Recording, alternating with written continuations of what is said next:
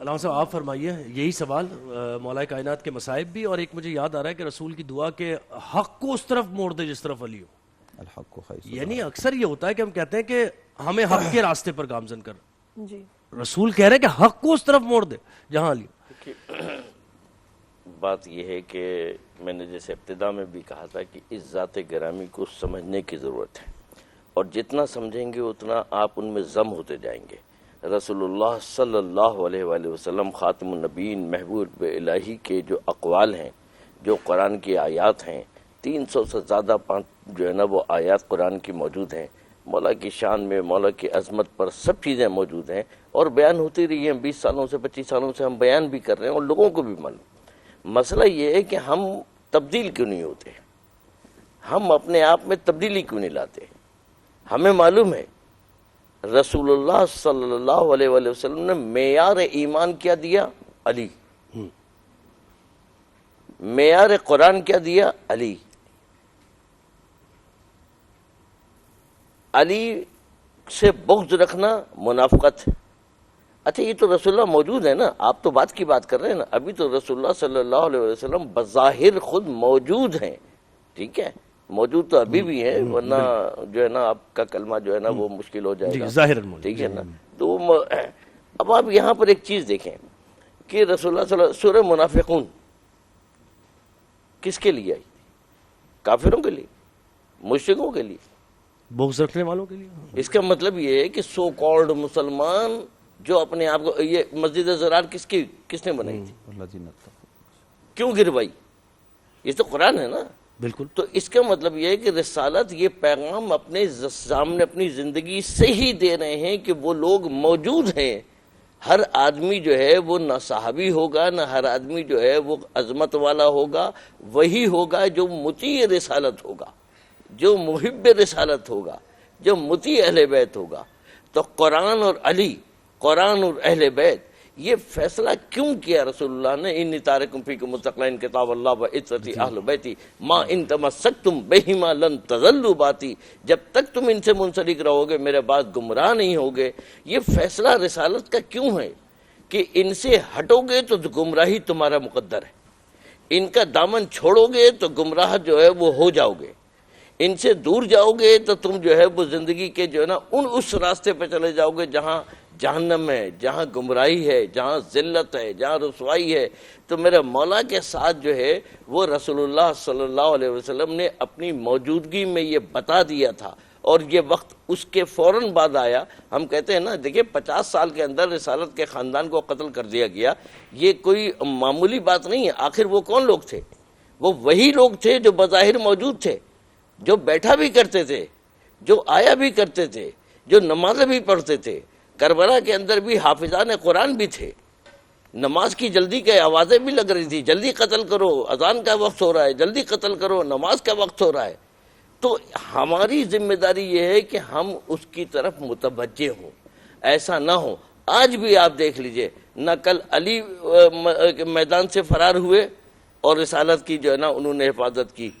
آواز لگ گئی، شیطان نے آواز لگا دی رسول اللہ صلی اللہ علیہ وسلم کے زخمی ہونے کی، لوگ فرار کر گئے. لیکن علی فرار نہیں ہوئے، نہ علی والا فرار ہوتا ہے. آج بھی آپ دیکھ لیجئے، آج بھی علی اور علی والا کھڑا ہوا ہے میدان کے اندر، اور جو علی کے علاوہ والے ہیں وہ خاموش ہیں.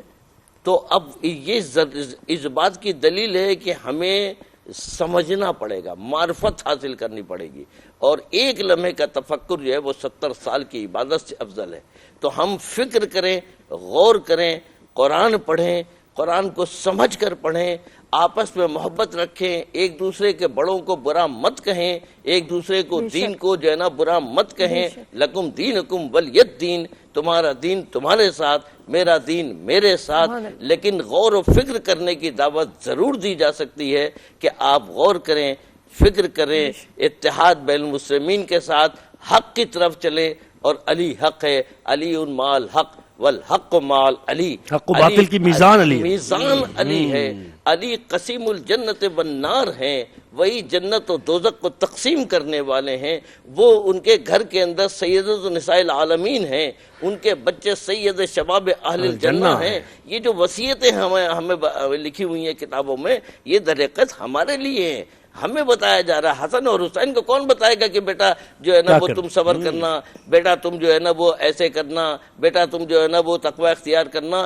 کس مائی کے لال میں یہ طاقت ہے کہ وہ حسین کے لیے یہ بات کر دے, حسن کے لیے یہ بات کر دے, جس کا وجود جو ہے وہ رحمت الہی ہے, جس کا وجود نعمت الہی ہے, جس کا وجود جو ہے نا رسالت کے گھر کے اندر اور قرآن کی تعلیم کے اندر ہے. وہ خود اللہ کی طرف سے ایسی شخصیتیں ہیں جن کے وجود کو ابھی دیکھیے رسالت نے جو کہا کہ حسن حسین سید شباب اہل جنہ, تو وہ تو کم سے نہیں کیا عالم ہے. اگر پشت رسالت پر بیٹھ جائیں اور وہ اپنی مرضی سے سر نہ اٹھائیں اور پیغام الہی آ جائے کہ رسالت کو کہ خبردار سر نہیں اٹھے گا, سجدے میں رہے گا جب تک یہ بچہ اپنی مرضی سے نہ اتر جائے, تو 70 مرتبہ رسالت کو یہ کہنا پڑا سبحان ربی الاعلی و بحمدہ, سبحان ربی الاعلی و بحمدہ, سبحان ربی الاعلی و بحمدہ. اس لیے کہ اللہ کو حسین کی مرضی پسند ہے. تو یہ وصیت امت کے لیے تھی, وصیت امت کے لیے ہے. اور یہی کہہ کر کے پکارا یا ایتھا النفس المطمئنہ ارجعی الی ربک راضیۃ مرضیہ فادخلی فی عبادی وادخلی جنتی. اور مولا کائنات نے یہ جملہ کہہ کر اپنی زندگی کا آخری پیغام دے دیا, فزتو برب الکعبہ, رب کعبہ کی قسم علی کامیاب ہو گیا. علی نے خیبر میں نہیں کہا علی کامیاب ہو گیا, خندق میں نہیں کہا علی کامیاب ہو گیا, احد میں نہیں کہا علی کامیاب ہو گیا, میدان میں نہیں کہا علی کامیاب ہو گیا, سخاوت عدل اور انصاف کے میزان پر بیٹھ کر نہیں کہا کہ علی کامیاب ہو گیا.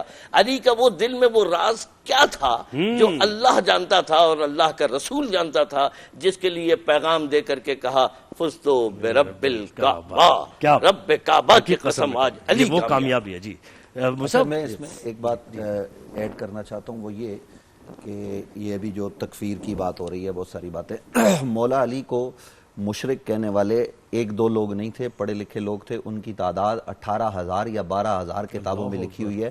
وہ خارجی تھے جنہوں نے معاذ اللہ مولا علی کو کیا کہا کہ آپ مشرک ہو, دیگر صحابہ کو بھی کہا کافر. تو حضرت مولا علی کرم اللہ, وہ چونکہ صلح کا معاملہ تھا, انہوں نے حکم بنائے تو اس وجہ سے, لیکن مولا علی نے جواب میں کسی ایک خارجی کو بھی کافر نہیں کہا. یعنی جو علی کو کافر کہہ رہے ہیں, علی نے جواب میں کافر نہیں کہا. جہاں علی کو گالیاں دی جا رہی ہیں, مروان جیسے لوگ ممبروں پر بیٹھ کر علی پر سب و شتم کر رہے ہیں, وہاں علی جواب میں گالیاں نہیں دیتے. تو علی والا کسی کو جو ہے نا وہ برا بلا نہیں کہتا, اس کی اصلاح کرتا ہے. تو ہم آج یہ پیغام دینا چاہتے ہیں محبت کا, پیار کا, آپ کے اس چینل کے توسل سے, کہ ہمارے ملک میں آپ یہ نعرے مت لگائیں کہ فلاں مشرک ہے, فلاں یہ ہو گیا. آپ اپنی بات لوگوں کے سامنے رکھیے, نفرتیں مٹائیے.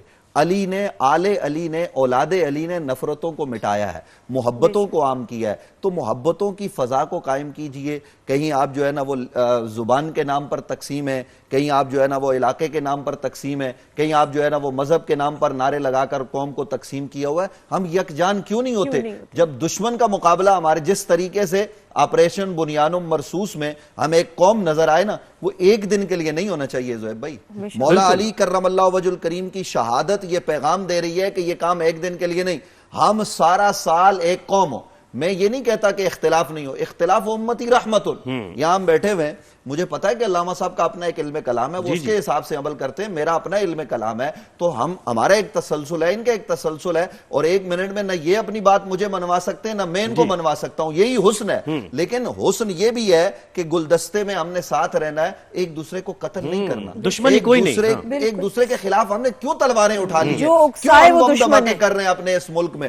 خدا کا واسطہ, یہ علماء بھی میری تائید کریں گے, آپ بھی کریں گے, خدا رسول کا واسطہ کہ آپ یہ بچوں کو, معصوم بچوں کو قتل کر رہے ہیں. میں تو اس وقت امریکہ کے ظلم کی بات نہیں کر رہا, اسرائیل جو کچھ کر رہا ہے, میں تو یہ کہہ رہا ہوں کہ آپ کے ملک میں بم دھماکے ہو رہے ہیں. کتنے جو ہے نا وہ آپ کے بازار بند کر دیے گئے, لوگ باہر نہیں نکل سکتے کہ جناب کیوں بم دھماکے کا خطرہ ہے. کیوں جی جلوس کو فل پروف سیکورٹی دی جائے, اسلامی جمہوریہ پاکستان میں کیوں لوگ قتل کریں گے؟ بھئی کیوں قتل کریں گے؟ کسی انسان کو ناحق مارنا یہ ایک انسان کا قتل نہیں, پوری انسانیت کا قتل ہے.